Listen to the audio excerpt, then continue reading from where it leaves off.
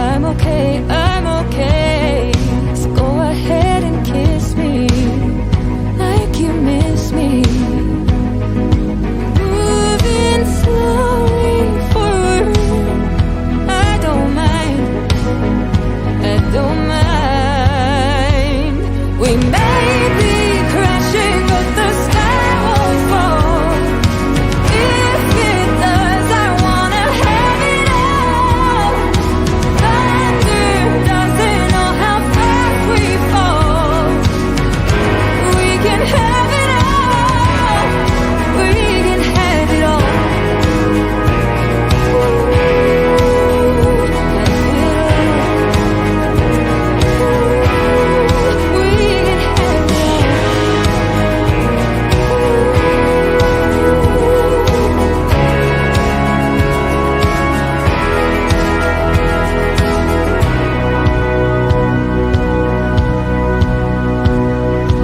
Moving slowly forward, I don't mind, I don't mind.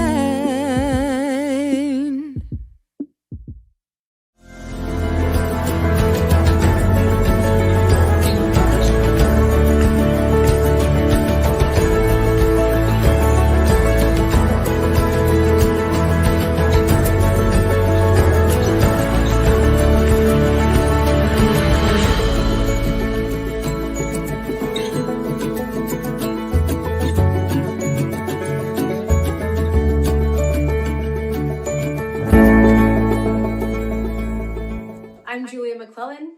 And I am Tess Benger, and we are the co-founders of the Canadian Green Alliance. The Canadian Green Alliance is a not-for-profit organization that is dedicated to bridging the gap between sustainability and theater. Through the development of a comprehensive guidebook, the use of green deputies, and a social network of like-minded organizations, we aim to change the way that theater is created in Canada, with people and planet as a priority and not an afterthought. CGA would like to humbly acknowledge that we live and work on the traditional territories of many great First Nations, including the Mississauga of the Credit, the Anishinaabe, the Chippewa, the Haudenosaunee, and the Wendat. The CGA honors the dish with one spoon principle. The dish with one spoon is a treaty between the Anishinaabe, Mississaugas, and Haudenosaunee that bound them to share the territory and protect the land. Subsequent First Nations and peoples, Europeans, and all newcomers are invited into this treaty in the spirit of peace, friendship, and respect.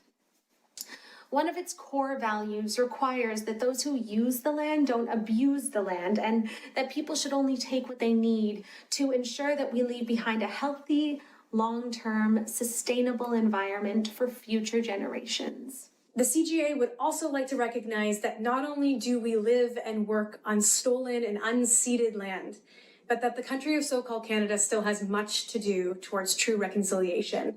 We stand firmly in support of the Land Back movement and Indigenous sovereignty across Turtle Island. What a good day. What a wonderful thing you're doing here. We need to find more formats like you're doing now to keep this going now, and also when we get back. Everything in those comments is so empowering, so supportive, so beautiful, and that is what we do in the room every month. This was not 100% what I expected, which is good. People will really, really need it. It's really important to us to use singular sensation, yes, as a safe gathering place, but also as a place to amplify and support and offer a safe space too. How do you get so good at this?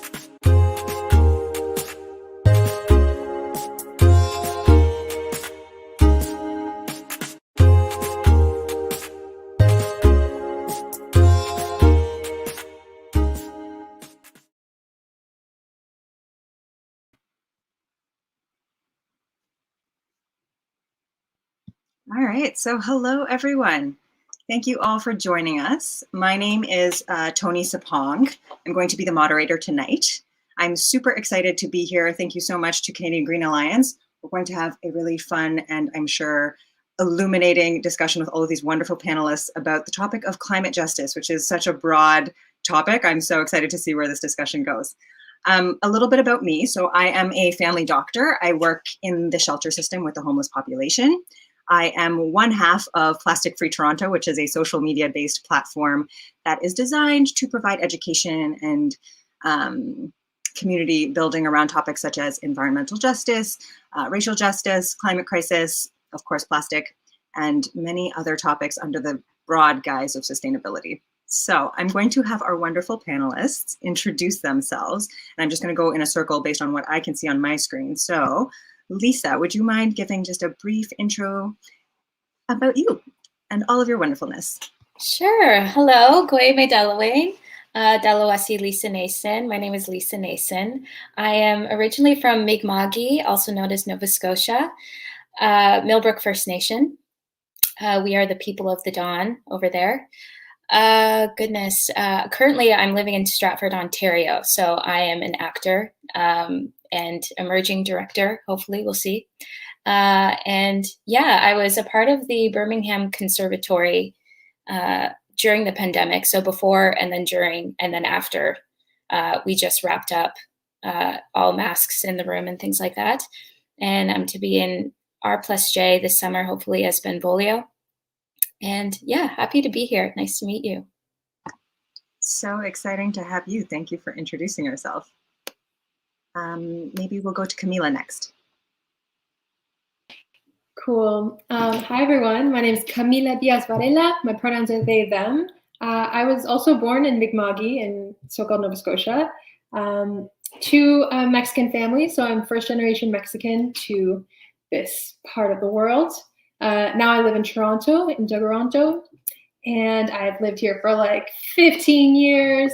And yeah, I am a musician, a theater artist, so an actor, writer. That is my Instagram handle, itty bitty bum bum. I'm a fan of Selena Quintanilla.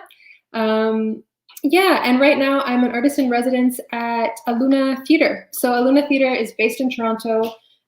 It's a multilingual, polycultural theater company that has basically tries to look at the arts across the Americas and make connections across the Americas through theater, art, all different kinds of things like that. So I'm really interested in multilingual art, things that cross imaginary borders, things that transcend colonial frames. Yeah, I'm really excited to be here. Everything about that was just phenomenal. It's like, yes, tell me more about all of that. I hope we get to know more the night goes on. Welcome, Camila. Okay, let's go to Sean. Hello, everyone. My name is Sean Manners. My pronouns are he, him. I was a candidate for the Green Party of Canada in 2019. And I am currently a political mobilizer with the Green Party of Ontario. A great deal of my work, unexpectedly, has been to essentially promote diversity within the party, but also be there for other diverse groups in Toronto, underrepresented for sure, trying to make sure that people feel like they have access to green politics, which can often sometimes feel a little bit out of this world or too inaccessible to people of color. And in terms of the arts, a lot of people don't know this, but I actually went to a high school for the performing arts. In my early days, I had hoped to be a fabulous singer, actor, pretty much whatever it could have been, but this is the path that I've been led down, and it's been really amazing to engage with various members of the arts community while pursuing different modes of communicating environmental justice. That's so great. I did not know that about you, Sean. That's fantastic. Do you feel like breaking into song at any of our future Green Party events? I would not be averse. Just saying. Deal. We'll join as the backup dancers. All right, Lynn, you want to say hello? Yes, I am Lynn or Lindura. I'm the other half of Plastic Free TO, which Toni already talked about. I am an actor and a model. What else is there to say about me? I feel very non-eloquent tonight. Hi, I'm here. But yeah, I guess a lot of our work focuses on making these conversations accessible to people and also making these conversations accessible to myself. That sounds strange, but I find oftentimes that I'm struggle to understand, how I fit into this whole mishmash of colonialism and being in this country and, having different roots and just, all of it. It's very overwhelming sometimes. So just trying to constantly figure out, okay, what do I do next? And well, how do we move forward? That's the goal. And I'm excited to be with everyone in this conversation tonight because you guys all sound like fabulous human beings. And so this is going to be the start of a beautiful little online friendship for now because COVID, but hey, maybe one day we can have tea parties in real life. That would be fun. Or street parties, tea parties and street parties. Let's do that. Lynn, I think that was, yeah, right? So good. It was the perfect segue. So let's dive into it. So we're chatting climate justice. As Lynn said, it's a very overwhelming topic a lot of the times. And also one of those ones that I feel like people say these words and I'm always like, but what do we mean even when we talk about these things? So I thought I would just open it up and get your thoughts on what it even means to talk about climate justice and why you think it's important in the broader discussions of things like the climate crisis. So I don't know who wants to take it first. If anyone has any thoughts, just jump on in. Who's going to break the I mean, I feel like I can go first briefly. I can just say what it means to me. So to me, climate or environmental justice is about recognizing that we all have intentionally different access to clean air, clean water, etc. And the people that are most often affected by toxins in the environment intentionally are, and unintentionally, well, mostly intentionally, are communities of color. And that's the reality of the situation currently. So climate justice and environmental justice is about bringing those voices to the forefront and understanding those stories and understanding the intricacies of how things became the way they are now and how we can move away from that as a model of doing things in the world and starting to respect not only each other, but the land that we live on and, share what we call resources more equitably. There was a lot in that answer. Okay, love that. So much. Do you want to just talk a little bit? Because I think one of the important things you sort of mentioned, but then glossed over was the intentional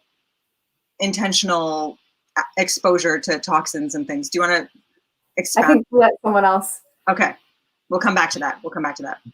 Anyone else have any thoughts just as an introduction? Yeah. Sean, I'm nodding. Yes, I agree. To add to what Lynn was saying, I think it really acknowledges that climate change has different and varying social, health, and economic impacts that are being disproportionately felt by marginalized people, which in this case happens to largely be people of color. And it really also speaks to there's an unequal distribution of the burden and benefits, which I know sounds crazy because it's climate change, it should all be bad, but it's not true. Some corporations and wealthy individuals are taking advantage of claiming of a warming climate, such as the opening up of northern passages in Canada to cut down shipping times from China. So making sure that these benefits and burdens are more equitably distributed is a crucial part of that. Yeah, it's so critical to think about the equity piece. And you're so right. I rarely think about the benefits of climate change because in my mind, it's just such an overwhelmingly terrible problem. But it is important to realize there are actual changes that will stand the ability to make people a lot of money and change the way we do commerce and change the way we grow food in this country.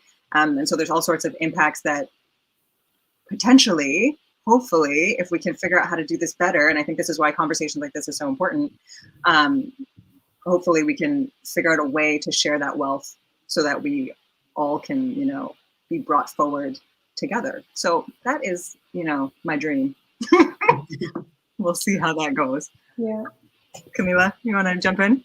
Yeah, sure. Yeah, I just really resonate that like climate anything gets so overwhelming so quickly. And then you put justice and social justice in there and you're like, I'm swimming in a sea of feelings and policy I don't understand. Like it's so easy to get completely overwhelmed. Mm-hmm. So yeah, just kind of bouncing off what everyone said, climate, access to a climate that is healthy for your body is like a human right, no matter who you are, no matter what your ability, no matter where you are. And yes, people of color often get the brunt end of the stick, but also I just personally in my life, I've been trying to really investigate the idea of race and how that's also kind of like a tool of control and a tool of economic control. So I think beyond like ideas of race, just people who are connected to these resources often get the short end of the stick. So I feel like Indigenous people are always erased from their constant advocacy for biodiversity and for respecting other beings. So I just want to bring that up too, that justice, everyone deserves it. Everyone deserves it. And even like other species deserve it. So how can we be advocates for people beyond the categories that our current economic system have placed on us? Yeah. Oh my goodness. So much goodness is already coming up. Yeah, Sorry, I also meant Indigenous and people of color when I said people of color. Yeah, I just, yeah, it's hard to kind of break out of that. I say it all the time and I mean it, but it's I'm trying to important to recognize. Yeah. Mm-hmm. I loved that bit about needing to recognize other beings. We spend so much time thinking about humans only, as if we're not connected to everything else on this planet, right? It's just, it makes we're nerve endings on the earth. We're also part of nature. Like we're not separate. Literally, we're part of it. Yeah. And I think we've sort of forgotten that, which is mind blowing. Yeah. Okay. Lisa, I don't want to leave you out. Do you have anything you want to add? Yeah, absolutely. I mean, this is all wonderful things that are being said. It's so funny as I listen to all of you speak, it's kind of like climate justice, that is, it's a word and definition for something that is constantly being taught to us from the land and the water and the air and everything that we experience every day and the heart that comes along with that. And also like the revolution that is happening right now with climate justice and climate change, and especially for people of color and Indigenous people. Yeah, it's just, it's funny how this is something that is of such like it's a policy rather than a teaching. Now it is seen that way, and I think we have to go back to the root of it all in order to understand climate justice fully. It's recognition, it's culture, it's art, it's separation, it's diversity, it's it's all of those things. What do you mean by its separation? Can you tell me more about that? Yeah, it's separation in a sense because, somehow along the way, climate justice and climate change has become either this conspiracy theory, this political stance on where we are as a country, rather than just the caretakers of this land. That is their everyday. They live and breathe the goodness of the world and nature and what that means to us, how to protect the land, how to protect it for generations to come. And for some reason, there's been a separation with race and climate change, and when really they're combined in one. And we have to go back to the root of that in order to fix it. Yeah. Well, so I think that's one of the important things about this whole concept is that like we're trying to get to, because I think a lot of the solutions that are being proposed to things like climate change are just like very superficial, like they're swaps, they're, you know, transitioning to green energy. Like this is all going to magically fix our problems. And realistically, like extractivist models, regardless of whether they're green or not, capitalist models, regardless of whether they're green or not, things that are disconnected from the notion that we are part of nature and part of the earth, regardless of what we're calling it, regardless of whether we say it's green or not going to really address the root problem, to your point, Lisa. So I guess the next question then becomes like, what even is the root problem, and what are our roles in addressing, how do we get back to that understanding? How do we get back to that sense of connection, maybe is a better way of putting that. And I would love to hear all of your views on this, or anyone who has any thoughts on this. Yeah, I think I just want to humbly enter this conversation as an artist, you know, like yeah. As, we're all humbly entering this conversation. Totally, because it's just like, yeah, it's a community problem, so we all have a tiny piece of the solution, hopefully, that we can just like piece together. But again, just like, yeah, what is the root? A huge question. I think that one of the things that comes to mind is just like, yeah, like what you were saying, we're in a capitalist model. So climate justice in a system of justice, in a definition of justice that maybe we don't agree with. Like, how can you seek justice within a policy frame that was founded on theft? I have questions. Sean, I really want to hear your thoughts, because you are like, you know, involved in policy. So that is really valuable to me to get to hear what you have to say. But I think it just has to do with our responsibilities and who we choose to be responsible to and what we choose to be responsible to. Just like Lisa was saying, like some people, their lives revolve around their responsibilities to their land and to their environment. And some people do not consider that as important. They feel responsible for keeping their family safe, which is a different definition, a different set of alliances and responsibilities and connections and relationships to safety and to home. Yeah. And I think that personally brings me into a conversation about like who belongs on the land, like migration. For me, that's a huge part of my work because I'm a settler here. I'm first generation Mexican and Canadian, Mexican-Canadian. And the people that you make illegal on this land, the people that you let have access to nature, like to urban centers and to nature, I think is also an interesting intersection of climate justice and environmental justice, like who has access to a healthy environment. And it kind of goes back into there. But all of that has to do with policy and who is allowed access to what. So I guess I'm interested in your response to all of that, Sean. And Toni, because it sounds like you're involved in the Green Party as well. So. Oh no, I have, I support Sean in doing the things.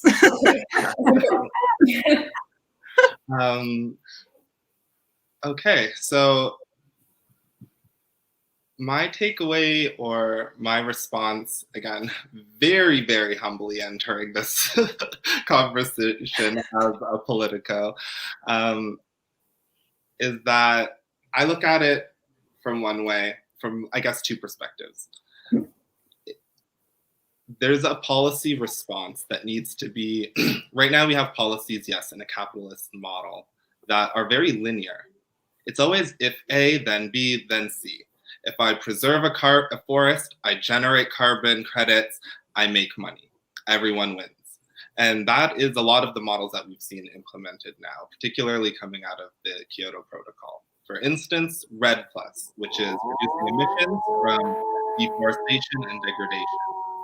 The language in this mechanism states that wealthy industrialized countries of the North can invest in forests of developing poorer nations of the South in order to preserve their carbon stocks, and which means no more local use, no more collecting for firewood, no more hunting, nothing. Preserve this forest, and when it's generating carbon credits, The wealthy nation will receive all the money, and some arrangement might be negotiated on the ground where local people will get a payout, a financial capitalist payout.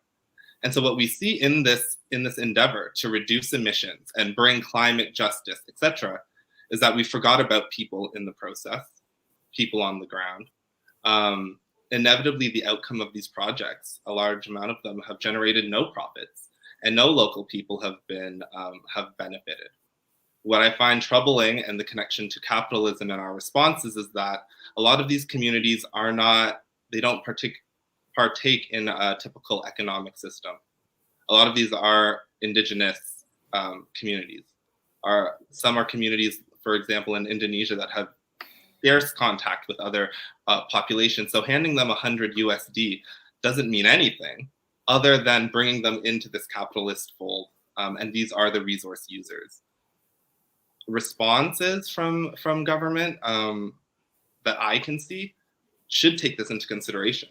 Things are a web of causality. Like, there were a lot of pieces that I just explained that went into why, for example, in the Ulu Mason in Indonesia, over 100,000 people were completely dispersed to the outskirts of their traditional territory to preserve some carbon credits. What we don't know as Canadians is that part of that is our doing. There's an East Jakarta mineral company that is actually a Canadian company that bought this land to look for minerals. And so understanding these nuances and that web of causation that I talked about, I think is one important piece to getting to better policy. And we just have to be honest that some of our environmental policies and climate mitigation strategies are failing us. They've been captured by corporations and it's been gamed. Sorry, I did not know about that, really. Like, I knew about carbon credits and I knew that they were problematic, and I definitely didn't know that about them, and that's very troubling. And it really speaks to, I think, what Camila was just talking about, like, in terms of like the importance of this sense of home. We are literally destroying homes in the name of somehow fixing a climate crisis that is just the dissociation from our home. It's just like fascinating, like from a thought perspective, how that has been proposed as a solution, like it's about to work, you know? And exactly, and we need not go so far at an international level to see this happening just here in Canada with pretty much any Indigenous community that has a resource that the government thinks they can turn a buck on. All of their rights are all of them, pulled yeah. out, their world through not even a consultation. So it is problematic, and I think education from the people side, educating people a way that the arts, for example, can really speak to folks. There's changing hearts and changing minds, and I think like it's chicken and egg, but changing hearts goes a long way because our goal is so great. Yeah, that's a really nice segue, I guess, into something I was hoping we would get to anyways, which is very much that, like, so we have a need for education. We have a need for a reframing of how we relate to ourselves and to the earth. How do we go about that? I think the arts is so important in this discussion because we literally, like, the arts is culture, right? So how do we use the arts? How do you, Lisa and Camila and Lin, like, how do you see your roles in that? And like, what have you noticed in your industries about how this might be a tool for that sort of project?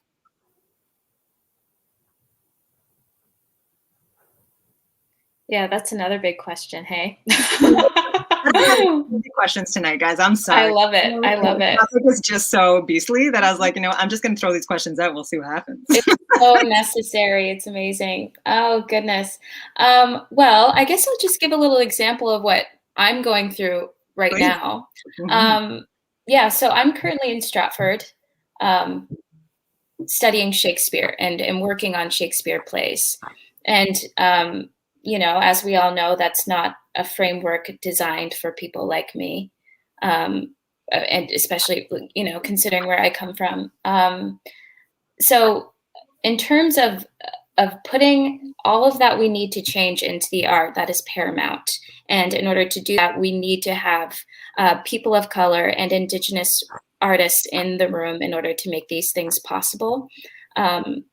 Extreme hardcore listening needs to happen, as well as, you know, taking the work, whatever work was that is attractive to a certain type of audience, and rewriting it. You know, I'm working on rewriting this character in a King Lear play that is based on an Indigenous woman who's coming from Mi'kma'ki land and is, you know, she's smart, she's brave, she's confident, she's strong, she's hardworking, but she has a lot to say about the fishermen polluting the water.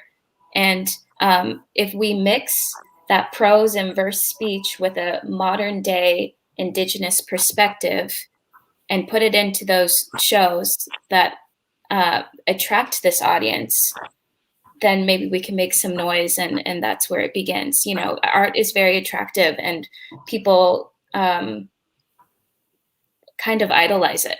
So yeah, it all comes back to, I guess, changing what we already have and also creating new work.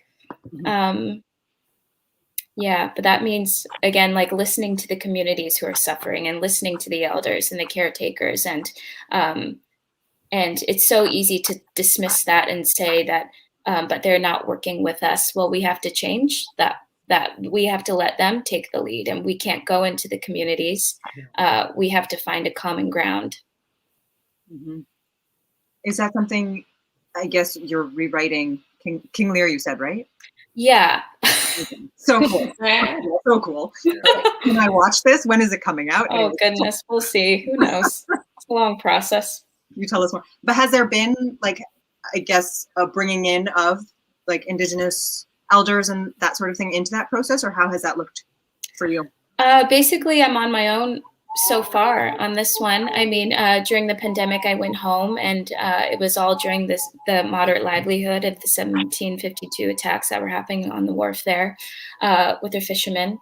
And yeah, I guess that was just weighing heavy on my heart, entering a rehearsal room again, approaching the play. And I just couldn't, I had to say, we need to fix some things. And everyone was so open to it. So yeah, it's about, all you need is one person to speak up, and then everyone will listen and become interested. And then it becomes a collective. Yeah. Yeah, it's so important to have those voices, right? Because you're totally right. People will listen to those who are bold enough to speak, and those who are bold enough to see the world in a different way. It's just, totally, to, you know, put a light on those people, because often their voices are just not heard, unfortunately. To your point of extremely hard listening, that is my favorite statement yet. Yeah. What we all need to be doing. Extremely hard listening. Absolutely. And I think listening is a skill, and I feel like this is something I'm still learning, like as a doctor, as a person, as a human. Like, it's so, like, you think you're listening, and then you're like, no, you have all these preconceived notions and your own agenda, and inevitably. Anyways, thank you for that. Your work sounds fantastic, and I cannot wait to hear more about it and see more about it. And I hope that that's the path we take, because yeah, you're right. Like, we have all of these wonderful projects already that speak to so many people. So how can we make them relevant? How can we draw them into these conversations and make them accessible to so many more people? Because at this point, it's not even on their minds. There's a lot of people, this is just not on their minds at all, right? Yeah, exactly. And also keeping in mind too, I may be jumping to another question that I saw that you may have later. Okay, great. But I am coming from a place of privilege, and, you know, having the opportunity to go home, back to my home reserve and with my people, and then to come back to do the work. So I'm aware of that.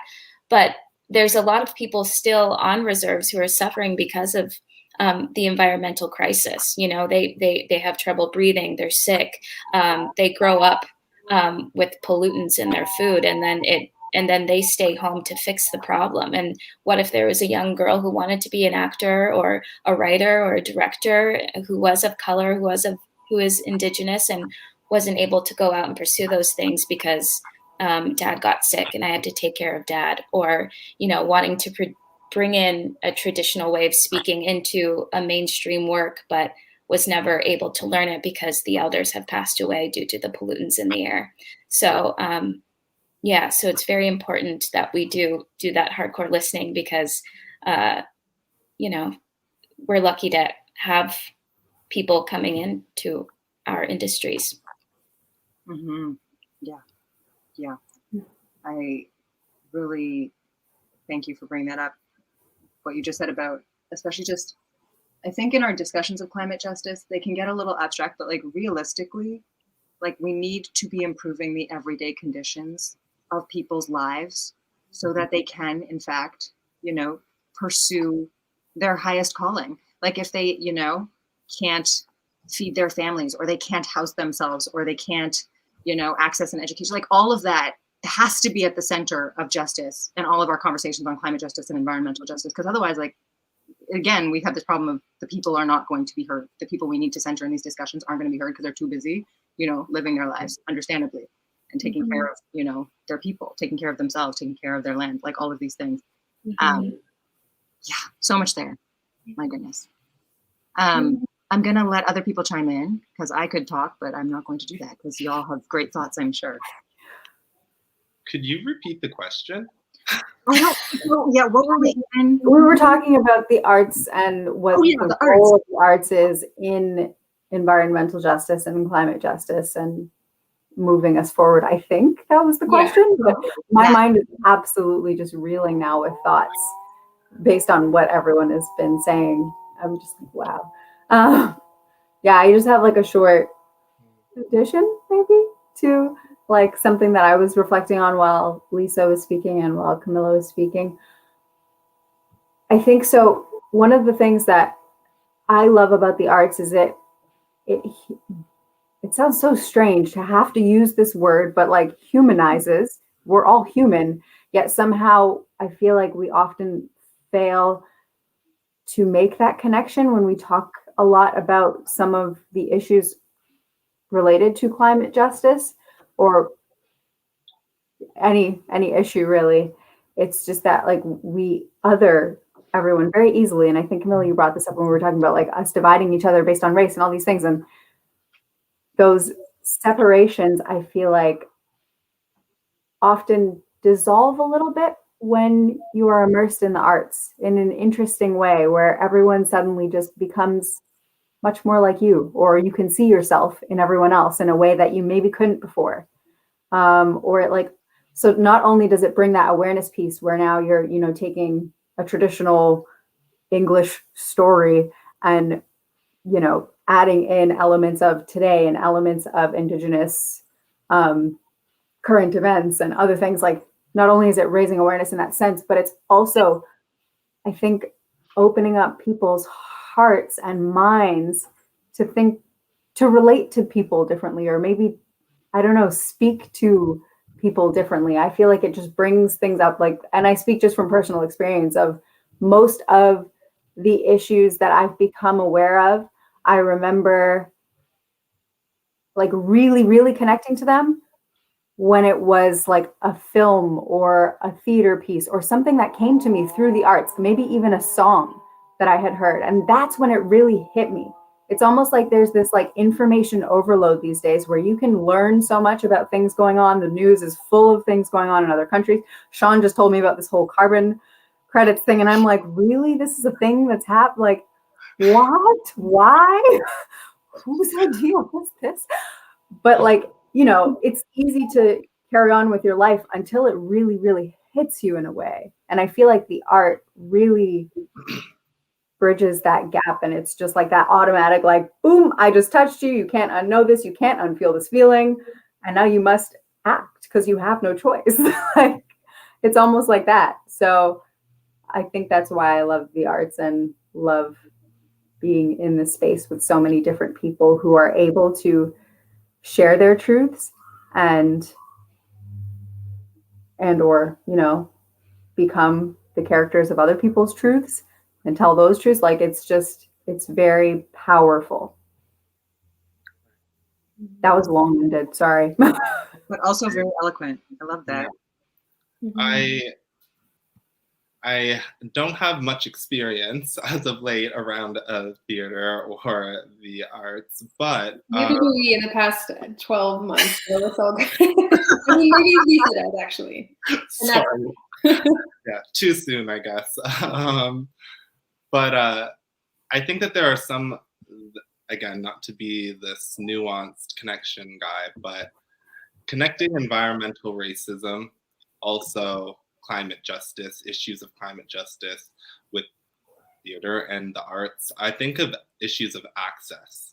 So taking things like kind of what was already being said about, health effects, that takes away from your ability to participate, not only in the political process, in which case you might be trying to fight getting a new incinerator in your community, or you might need to fight for new green space. I know that in Toronto, a majority of racialized communities have the least amount of access to green space, and also as a result suffer the most amount of chronic illnesses because of this. And I think that also goes down to at a municipal level, like zoning and regulations. Can a Black community in Toronto pull together the resources, but also the leisure time necessary to lobby for an art center? I just ask myself very practical questions. What would it take to get an art center at Jane and Finch? The notion is, oh no, the people there don't have an interest. Well, the space, it's not there, it's not provided. Access to green space is also, in my view, very inspirational. When I'm looking for inspiration just to keep going in this climate crisis, but also interacting with various groups who are doing performance work, I love to go walking in Taylor Creek. I love that I can look outside my window and see this huge bright green tree, even if it's dreary. And if people are not afforded that benefit as well, it has mental health side effects. And this goes into people being able to access it. On the other hand, sorry for being long-winded, I'll make this part short, but I think the general structures, the traditional practices in theater, how we build our structures and where the audience sits, and all of this stuff, the color on the inside, and processes, all of these, to a large part, reflect colonial representation.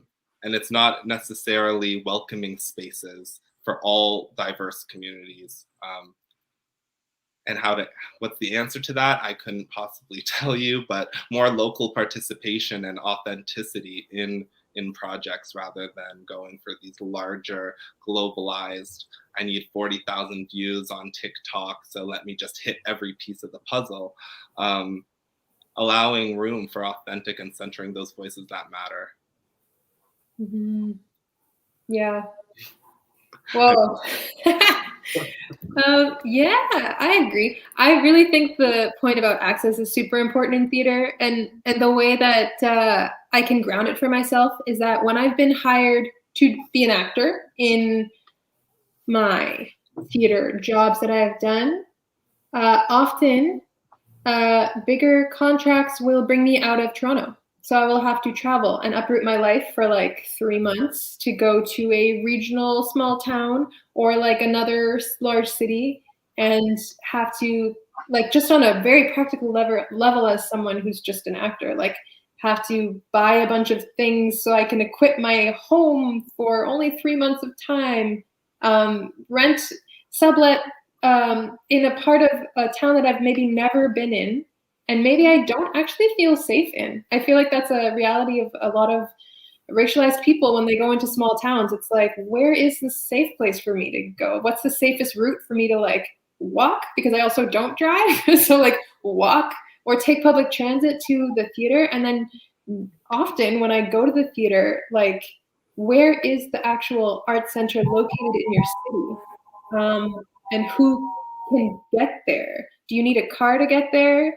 Not just like how much is the ticket, but literally like what is on the same block as your theater. And I'm thinking about one time I got to work in Edmonton. Edmonton is an amazing city, but also like the downtown is so separated there's like a river running through the city, and then there's like all the people on the other side. But the people who are on the downtown side, they're like, don't go out at night because it's dangerous. And anyway, I don't really know what that has to do with anything, except that it's like your environment again, and who has access to this art center, and what am I doing here? I feel like I'm just like arriving and leaving, and what's my responsibility in my relationships to the places around where I am?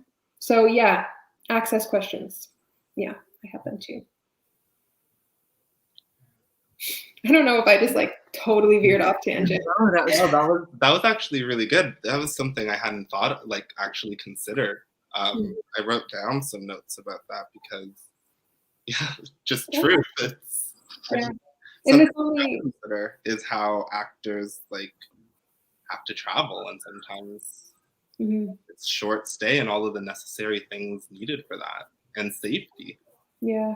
And like actors who tour and stuff too, it's like another reality. And then you mentioned also touring shows, like globalization of theater, like your big Broadway hit, you want to bring all over the world, but you have to like maybe book on its own freight train to like get all the equipment to different towns, and that all has ecological impacts for sure.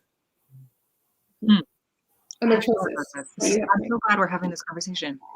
So can I ask a follow-up question then? Like, I guess in the recognition of the huge project that it is to move artistic endeavors around, what would it, do you foresee a point, or what would it look like to have that be an ecologically based, or at least ecologically minded sort of movement and rooting and like what would that, in an ideal world, what would that look like? I don't even know.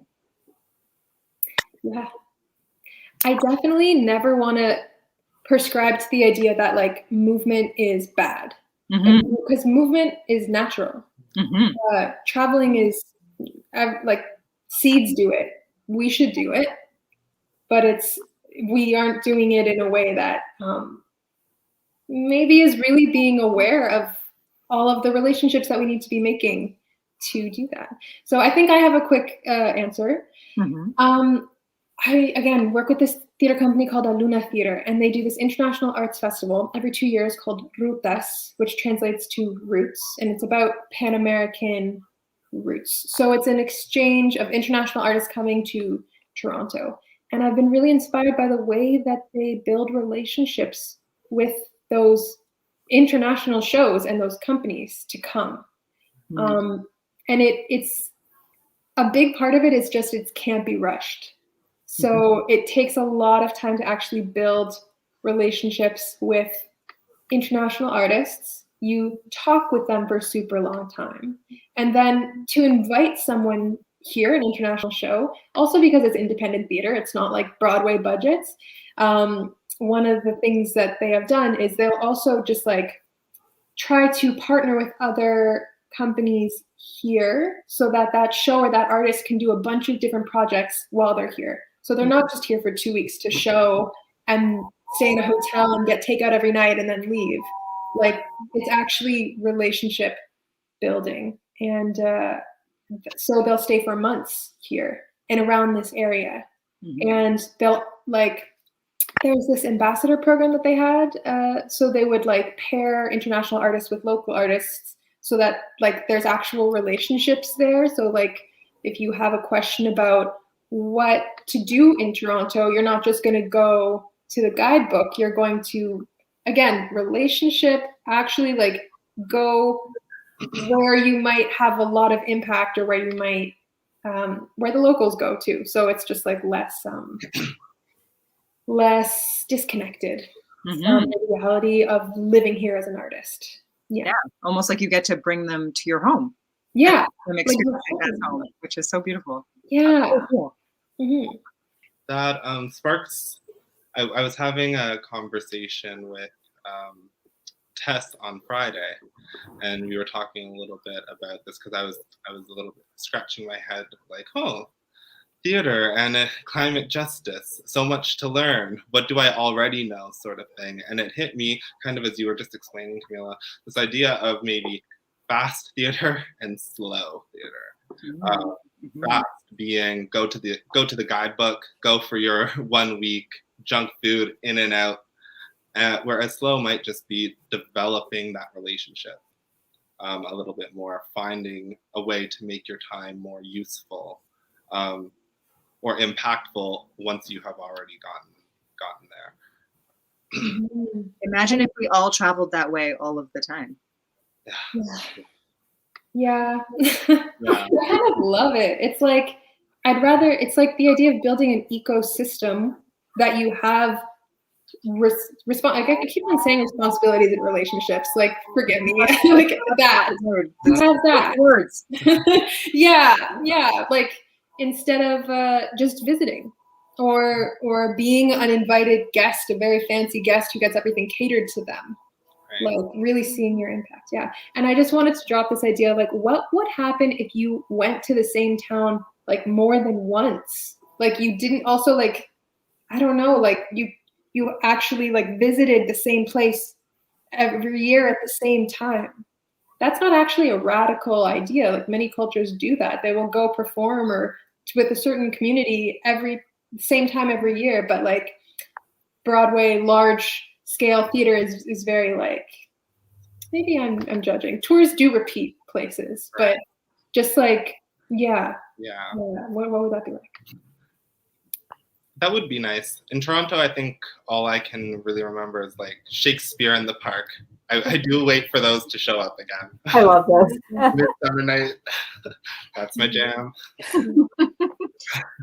Lisa, I think you wanted to chime in earlier, and unfortunately, I think I didn't. Yeah. Did you have anything you wanted to add? No, I was just reflecting on all the times I've toured in my life. And, I was thinking, I was like, well, what would be the better idea? Would it be going to one location and staying there for a couple of weeks and having everyone come in, but then there's, all those vehicles in motion for those 2 weeks. So maybe it's best to just keep popping around. And then I was also thinking about horseback riding. I was on my own thing, but yeah, I'm loving this. Yeah, I love horseback riding as, like, a way to tour. Yes, because that was a question, and I was like, that would be the best way. You could go back to carriages. Horse and carriage. Totally. Very old school. Let's get it done. That would definitely make the theater slower, I think. Oh, yeah. I wonder, just to throw out there the idea of, if even through the pandemic, if theater is something that must always be live. Yeah, that's the big question right now, isn't it? It's like in a world of Zoom things and audio plays and recordings and just to be a form of adaptation in the future using technology. Just drawing on an example in Fort Conger, way up north Canada, they're using 3D technology to preserve traditional landscapes that are being destroyed by climate change and melting ice, and reconstructing it, I guess, for folks to be able to access digitally afterwards. It's not the same thing as being able to access the land, but it is like it's an adaptation strategy being pursued. And so I wonder, in some cases, if an arts crowd, which is always so creative and innovative, usually things appear on TV and in plays, and then we get them in real life. And so that's a space where the arts community could really be leaders. Lynn, did you have something you wanted to add? Sorry, you chimed in earlier and I think you got cut off. I don't know what I wanted to say earlier. I'm just really enjoying the themes of the conversation being like slowness or slowing down and responsibility. And I'm just like reflecting on my own life. I don't do theater, but like I do film and commercials and things like that.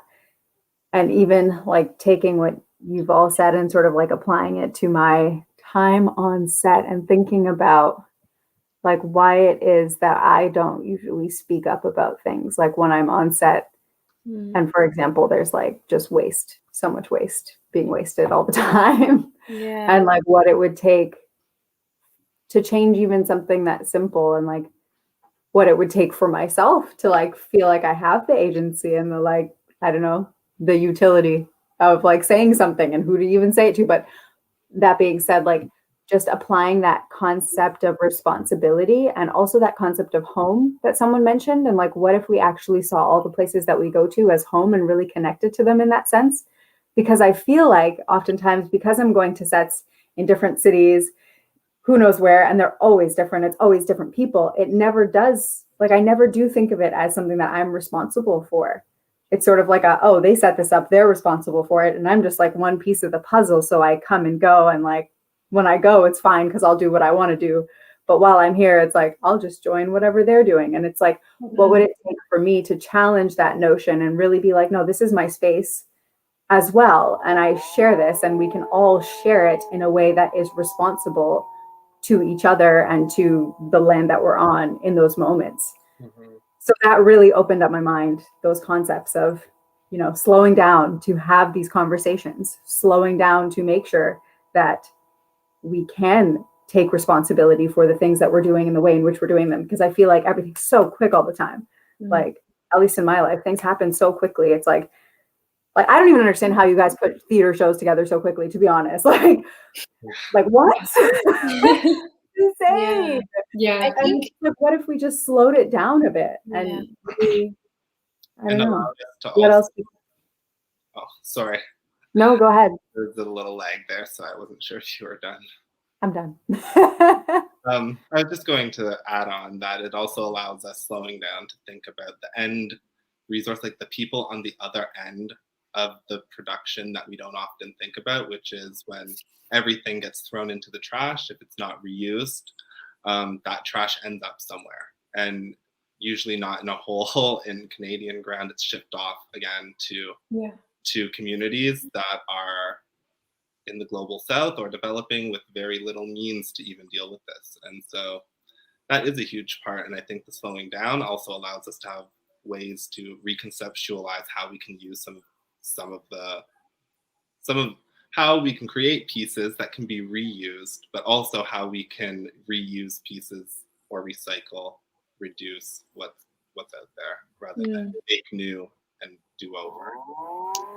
Yeah, it's something interesting that I'm hearing the word slowing down and you know, reuse and but it's something that really fascinates me about theater. It's the magic of all. It's the ceremony of it, of getting together and sitting down and listening as a group to something being shown and shared. And I think that is what we all need to do as people, and we can't lose that.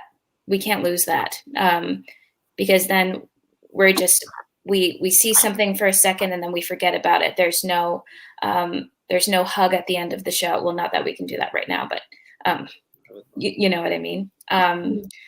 You know, there's no what was your favorite part and the questions and afterwards catching up, going for a walk, getting a drink, grabbing a bite to eat. You know, it's a coming together, and there's slowness in that, and there's delicacy, and there's ceremony. Yeah. Mm-hmm. Yeah. I really relate to Lin, your like feeling of just kind of helplessness when you're hired as an actor to do something, because I think part of the craft of being an actor too is being like just like a self-contained unit that they can hire, and you're just like, I don't know, you fit into, one of the skills is like you fit into what's going on. Like you have to be very observant to all of the dynamics and then be like, okay, I'll shine right here where you asked me to shine, and then I'll put myself away. Yeah, and I think that's like awesome. It's beautiful. It's its own craft, but it is like, how much power do you actually have to influence how much garbage there is like when you're in that kind of a position? And I don't think you have none. I think that you do have, but like as actors, and even as like Plastic Free TO does this, you two are awesome on that Instagram, because like you model what you want. Like you are spokespeople.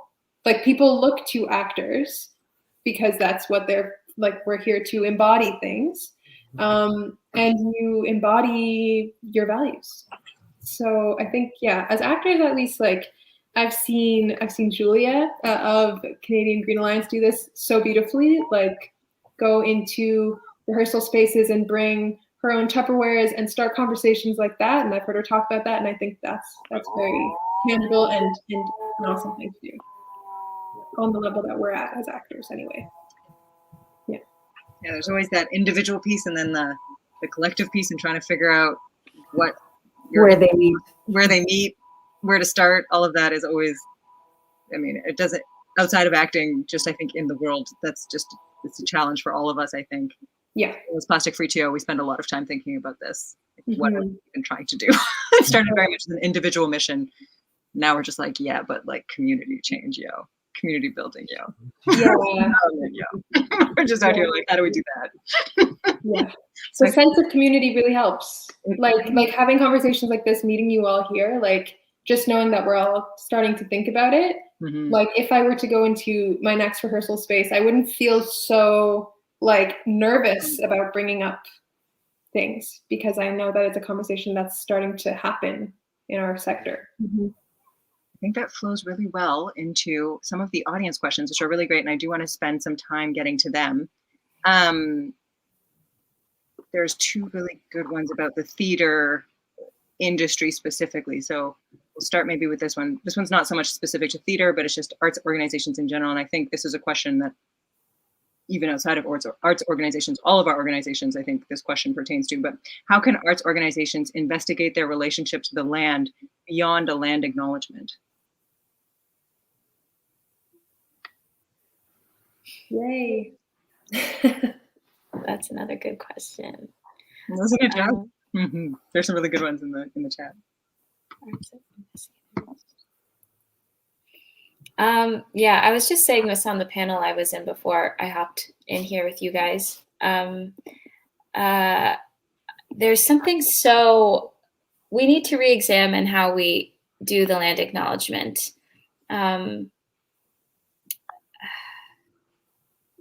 Personalizing them, obviously.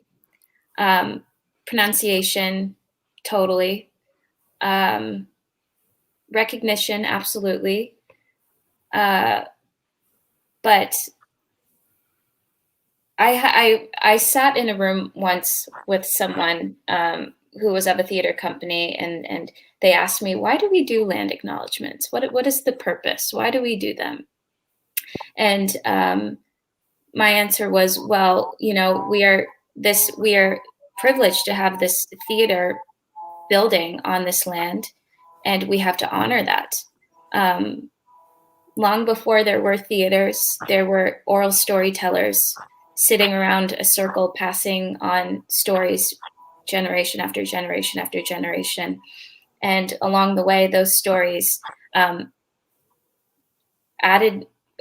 took new shape, took new colors, took new characters, and that was a form of theater.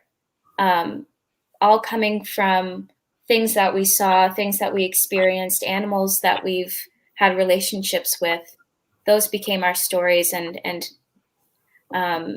so I think you can't have a theater without acknowledging the land, but it shouldn't be only one statement before you begin a show. It should be carried on within the piece. It should be remembered. And how you do that, I don't think there is a one single answer for that. I think it changes with every piece you're working on. It's art as well. Like we keep saying, culture is art, arts is culture. So it needs to be a mix. Yeah, I think it can often become too, we said it, good job, now we can move on. We check the box, which is very annoying. But yeah, interesting question. How can arts investigate? Did I answer the question? I'm just trying to reread it. Okay. I think so. Yeah, I think so. And one of the words, again, that stood out is relationship. Like that stood out for me. And what you said is like, sort of like as if almost, instead of if we were to I mean, obviously renaming it is not enough, but like a land acknowledgement sounds so like this is the introduction of the piece and we carry on. Like it sounds like it's like this singular moment in time that you do something and then you move on.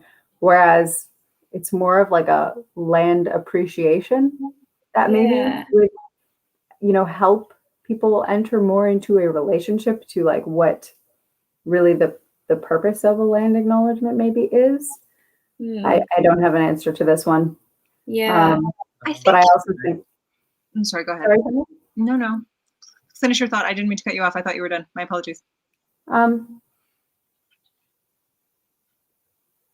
I think I am done.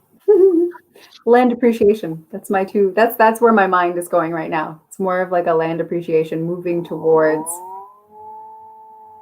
a reshaping. I don't know. It's kind of like this whole.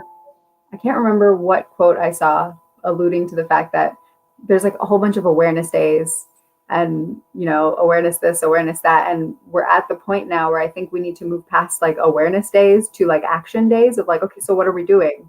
Like we've become aware of this, but what are we doing? And I think I have the same feeling for land acknowledgements where I'm like, okay, so we've acknowledged, or we're beginning to at least try to acknowledge, and how can we go further and enter into relationship with people and land and what we are doing here.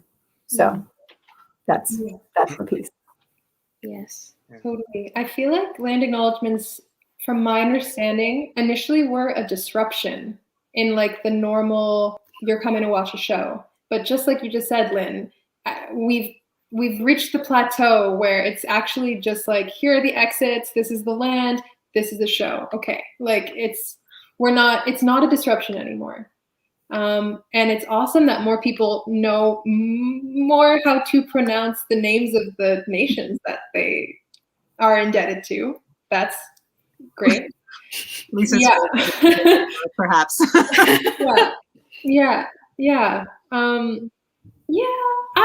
I just really want like vision. Arts organizations are beautiful attempts to hold a vision of a culture for a group. So like, can we imagine a different way of being in relationship with the indigenous nations that you are indebted to? Like, yeah. I think also too, like if the people who were delivering these land acknowledgements and writing them and if they actually had a deep understanding of and relationship with the land and the caretakers who came before all of us who were taking care of the land, if they all had a deep connection and understanding, a land acknowledgement wouldn't be a hassle. It wouldn't be, it would just come easy. It's like, yeah, I get it. Absolutely, this has to be said. Absolutely. It's not just going to be a piece of paper that I write. Like, I desire this. I understand this. I want to acknowledge. Yeah. So I guess it comes back to, for me, maybe this is where I'm coming from today, but it's all like comes back to the heart and the root of that. We get so caught up in what's right and wrong, and yeah. We need some precisions. That's what I'm hearing. I think a certain part of it can also be reflecting on what that arts organization's practices are. What is their physical relationship with this land? What are you going to be doing? If there's a little stream nearby, like social responsibility, but like environmental responsibility, how can you carry out your actions with the minimal impact? Investigate that even before, like, outside of the land acknowledgement, because it's, as Lisa is saying, if someone has a deep relationship and understanding, it's not going to be an onus and it's not going to feel cheap. A lot of times I hear land acknowledgements and I'm like, okay, well, that was like a 15-second, saw their eyes scroll, and like you could almost see people like, phew, I think I made it. And it kind of hurts because it's outside of the whole point. It's like, man, you can investigate this physically, take a walk around, maybe meditate out there, walk barefoot on the grass, get to know the trees around you, like have a reverence for nature and the objects that are there, value their intrinsic beauty totally just as it is. I think that's one way of practicing examining this relationship. Mm-hmm. Oh my gosh, what you just said just made me think of something I was reading earlier. And it totally, like when you said, like, the person just goes, phew, I think I made it. I think, in a sense, like a lot of the actions we're taking in terms of trying to be better in society. So, land acknowledgements or like the political actions of like carbon reductions and all these things. I feel like a lot of the time they're motivated from a place of guilt and a place of like, I would like to feel a little bit better about what's happening right now. Like, I feel guilty about being a human. I think a lot of us feel this way. Like, we feel guilt about the way we currently exist. And the only cure for that truly is to restore honor to the relationships that we have. It's not to apologize for them, which is necessary. And it's not just to recognize that we're not doing well, but to actually like move into like working towards that restoration, like within each of ourselves too, so that we can be proud of what we're doing here and not just acknowledge it and go, whew, okay, so we've acknowledged that this is not a great situation, but so that we can actually be like, okay, well, we're moving towards something more healthy, I guess. That is so important. That is so important. Yeah, like being motivated by shame and guilt only gets you so far. And it might only get you to read the land acknowledgement and then not actually do anything about it. Like, exactly. I don't want to repeat what you just said. It was very eloquent and great. And one of the things I have to remind myself all the time, because I try to be politically engaged in my art, is that there's no such thing as a perfect advocate. There's no such thing as like, you're going to say the perfect thing and then be seen as a good person. The idea of a good person, especially in Canada, is very like woven with like Christian missionary ideals, which is like, I'm very good. I'm very, quiet and contained, and I don't bother people, and I don't disrupt things. And it's just really, it infiltrates into any kind of disruption you might want to do because you don't want to harm other people, which I think is very human, but also you do have to be a little bit uncomfortable. You have to be a little bit vulnerable as a human, and not the kind of vulnerability that's like easy, like the hard one. The real one. Yeah. Yeah. So I would love to see that. I would love to be led by people who can embody that. I would love to organize with people who want to orient towards that. Amazing. This conversation is just so good. I'm just so happy and so honored to be a part of this conversation. You have no idea. Just sitting here, just thanking my lucky stars. There was a point where both, I think, Sean and Lisa were mentioning, like, if we understood better, more about our histories, perhaps more about our connections, it would change the way we did things. And there was a question in the audience which asks, what part of the climate history do you think we are missing? And so I thought I would open that up and say, and see what you had to add to this. Like, if you could share something that you think would lead to some of the pieces, some of the heart visions you have all been expressing, what would that be? Ooh. I love this question. So cool. What part of climate history do you think we are missing? I think I'll tackle this without much forethought, so forgive me, but in two ways. I'm thinking climate history from a scientific geophysical standpoint. What part are we missing? I think what a lot of folks are missing is that, yes, we do end up in carbon cycles, and sometimes the planet does freeze and thaw, but there's only about 5 degrees between now and the last ice age.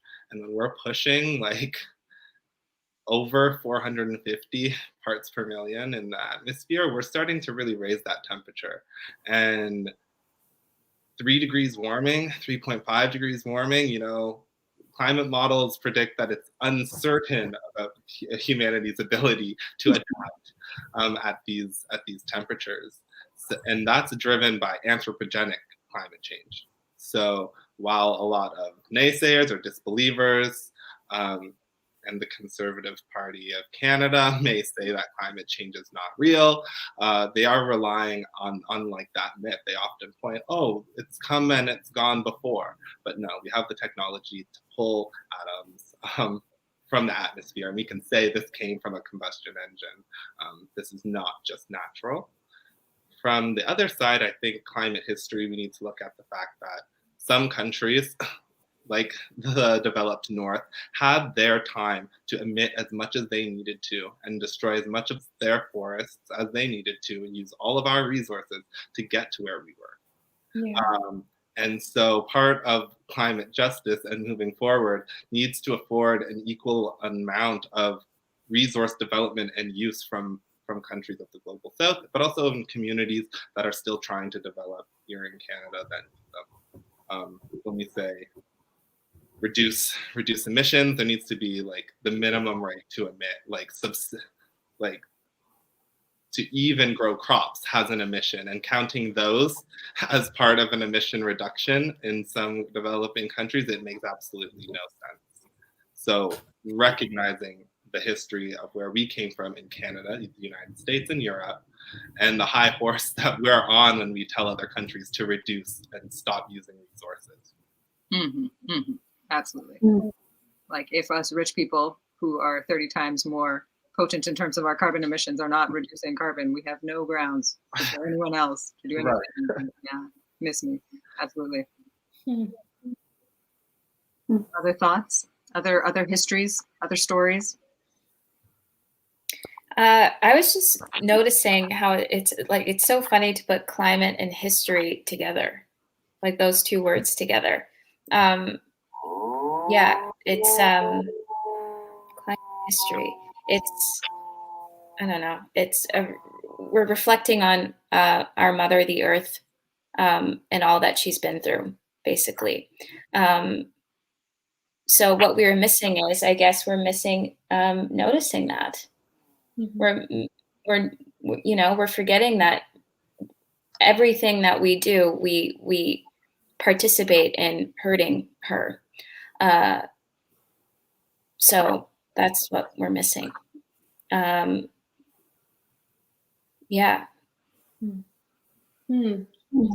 I'm seeing there's a question from the audience, like, what is climate history? And I think your answer was so beautiful, Lisa. Yeah. Yeah, I think history is like, I also just went straight to science. I also did, because I think history and the academia and the authority that has, it resonates with science and the authority that has, but also the biases that they both have, and like what they deem as valid information and not.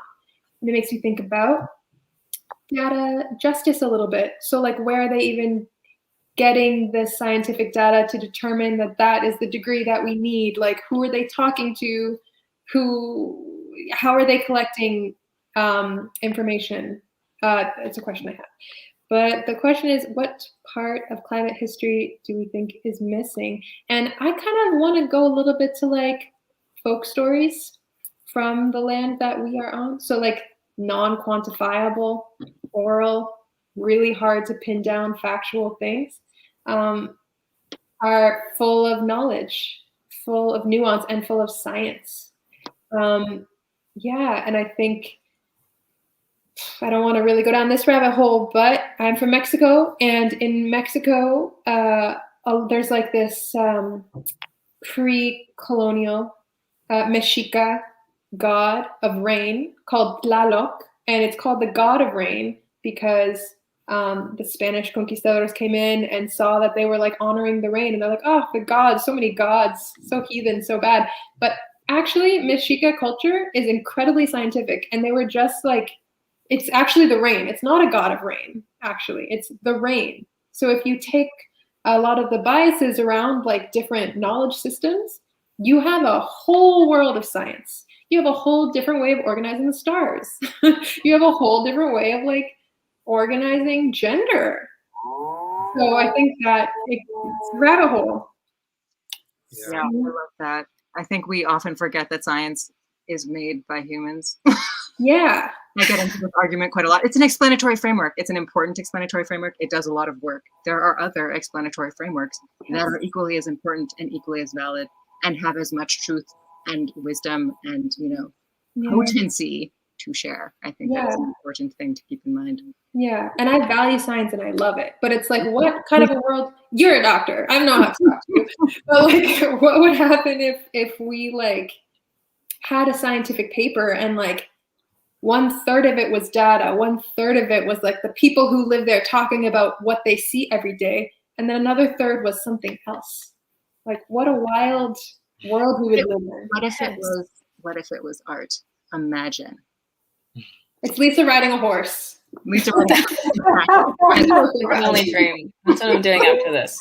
Okay, I want to just, there was a couple more questions. I just want to maybe end us off on a forward thinking sort of positive note, which the question was, how do you see climate justice in Canadian theater and what do you want to see? And I think we'll just open that up broadly to like, in your various domains, what do you want to see for how we go forward?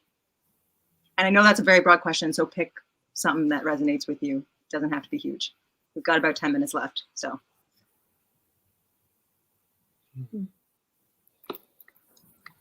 I would like to see, if I'm just being honest, a very obvious and pointed political message towards government actors.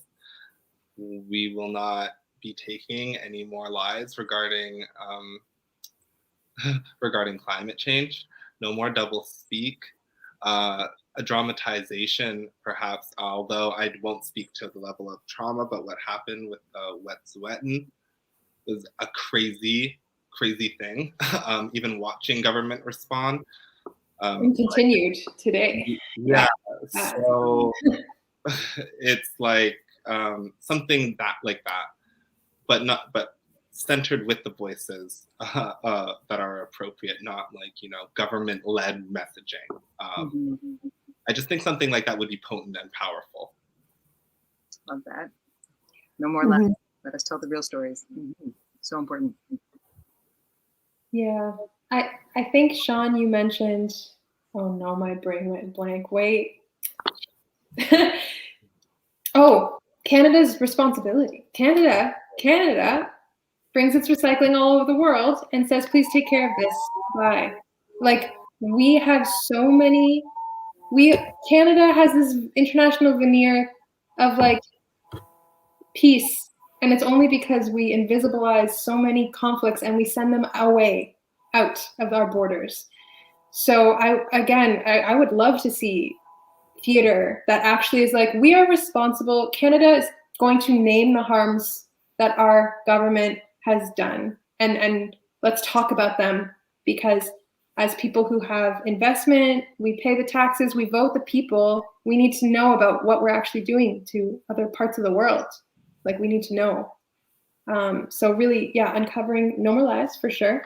But then also, when I think about like mainstream Canadian stories, I feel like a lot of people in the States and Mexico and South, they're like, oh, you guys love pine trees, you love canoes, and you love polar bears. And it's like, yeah, like that's kind of what they understand about the landscape. And a lot of the images of people who are out like portaging, camping, are a certain kind of person too. And like from a certain kind of aesthetic of who gets to access the land in a certain way. In your flannel shirt, in your canoe, you are white. Maybe you have like an indigenous guide, but that's like a narrative that I see a lot when I travel around and people see of Canada.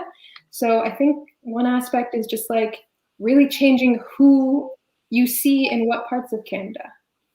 Yeah, and who gets to be in touch with the land, the northern stories, like who are the main people that you see.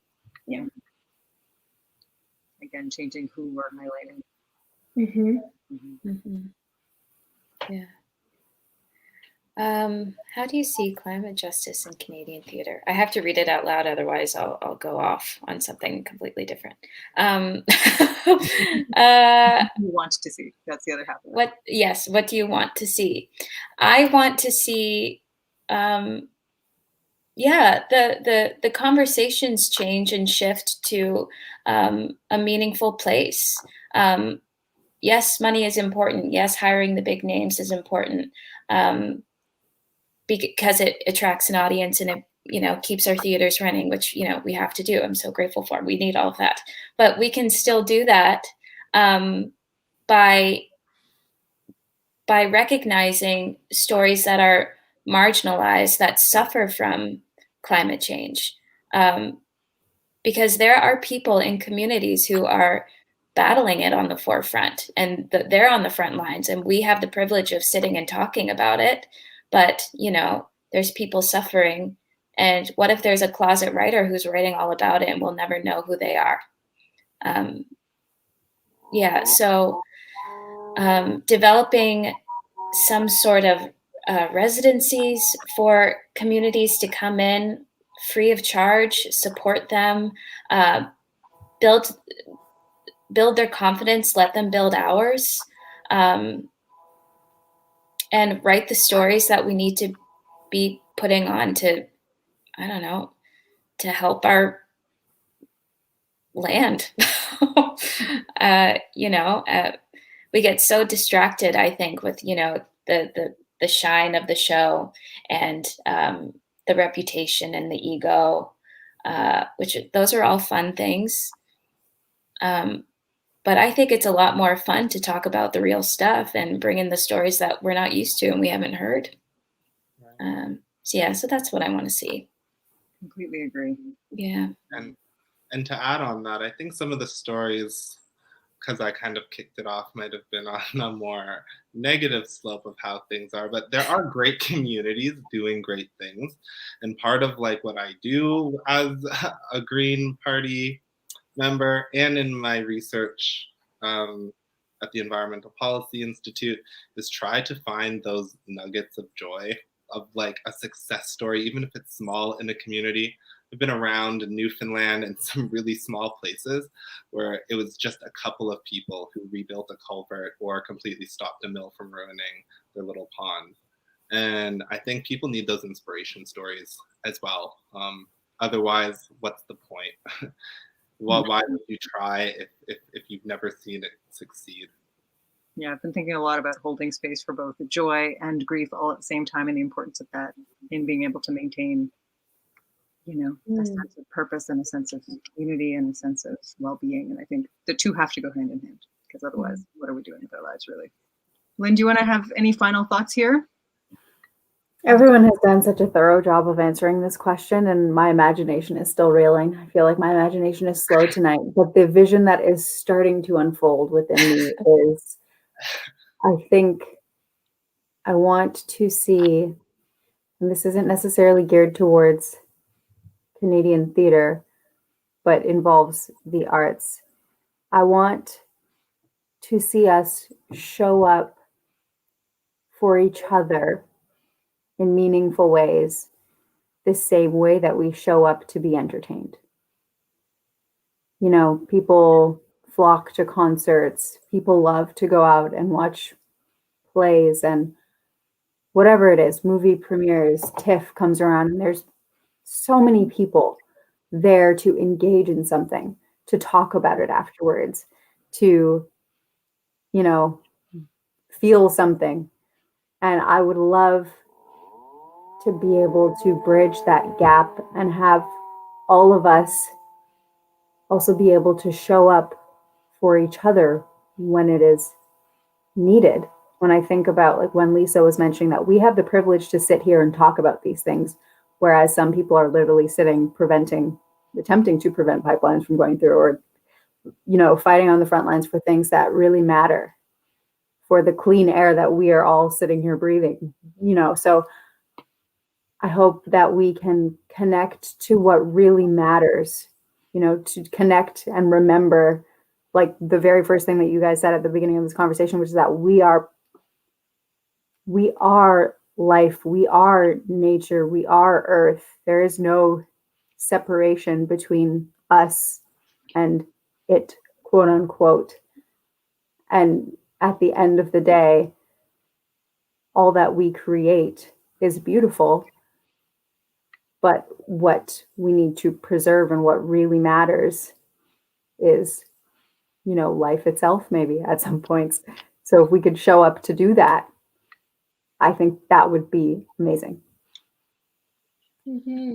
Yes, art is in service of the people. Art is in service of us. So Lisa, you writing your lived reality of the fisheries and bringing that into your work, like that's, you're speaking, you're seeing the world and then you're speaking it. And like, yes, just like Lin, I feel like I would just collaborating with people who are actually maybe need our help in terms of getting the word out. That's what we do. So more collaborations that way. Yeah. So beautiful. Art on behalf of the people. Art on behalf of the land. So many things that have been said tonight that are just so beautiful.